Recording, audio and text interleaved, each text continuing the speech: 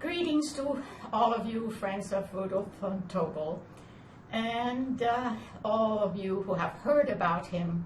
And I'm sure that what you've heard is all true, because he was an extraordinary person. I am very happy to be here to also honor his memory with two wonderful musicians. Cellist Amit Peled, who will be playing the Casals cello for you in this during this brief concert. He has played it. He has, in a way, maintained it warm, because again, instruments need to be played, but you have to also play them in a way that they keep warm and not sometimes mistreated, which I have seen also, unfortunately. But Amit is just the perfect person to play the cello, to take care of it, and to help me keep it in good shape. And Noreen Porlera, a wonderful pianist, friend for many years of both of us, a wonderful pianist, and they both, you know, have given their art to also honor Rudolf. So thank you, Amit. Pleasure. Thank you, Maureen. You know a lot about von Tobel, but he was a very special person, not only a wonderful musician, but he was also a very kind and generous person. He was a magnificent teacher. That's one thing that he was excellent.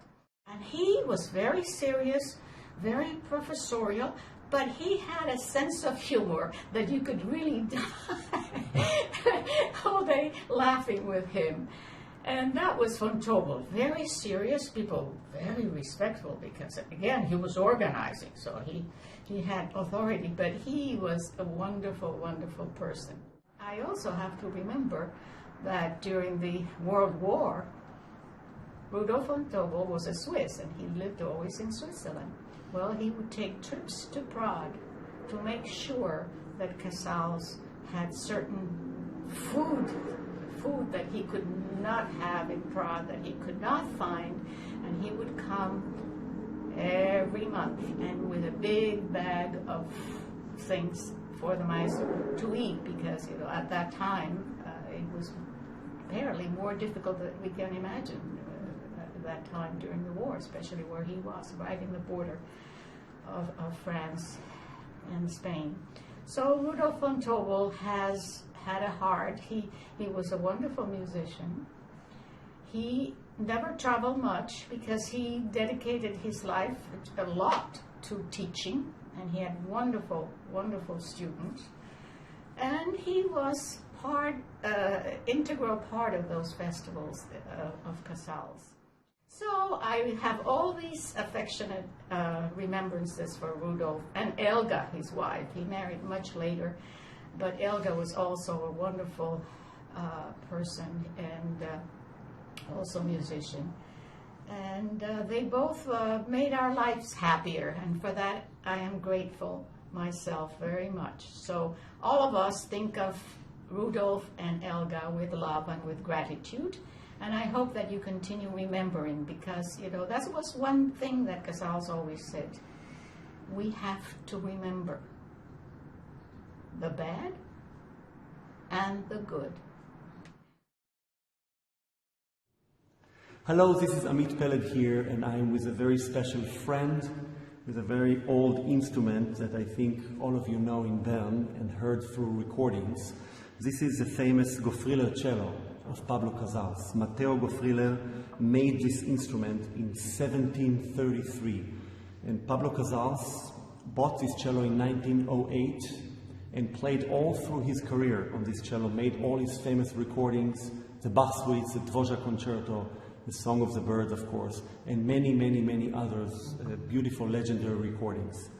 In 2012, I was fortunate and honored to receive this cello from Mrs. Casals' Istomin, who heard me play, and besides giving me a lesson that lasted about 3 hours, also offered me a glass of wine at the end, and to use this cello. At the end of the conversation, she said, Amit, take this cello and try to find your own voice through it.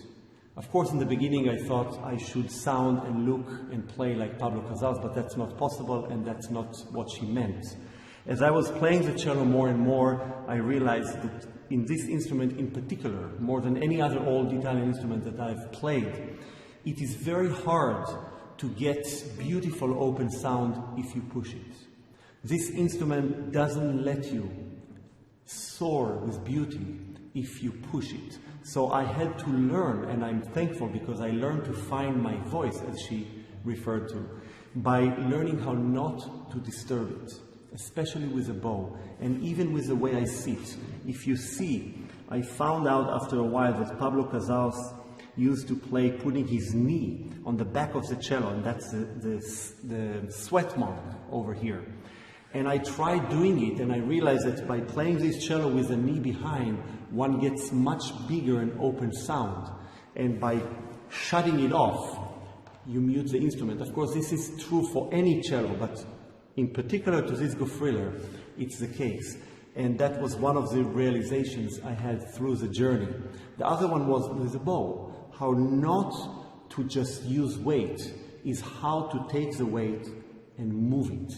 And the movement of weight on this cello is crucial, like any cello, as I said, but on this particular cello, if you just land with weight, you simply choke it very, very soon. And I think a lot of people who have tried the cello since the maestro passed away in 1973, they thought, oh my God, I'm playing the cello of Pablo Casals, so let's just play.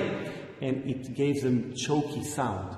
And I was fortunate to have enough time with it and to realize that finding my voice, meaning learning how not to disturb it, so it can give me back colors that I didn't know that exist.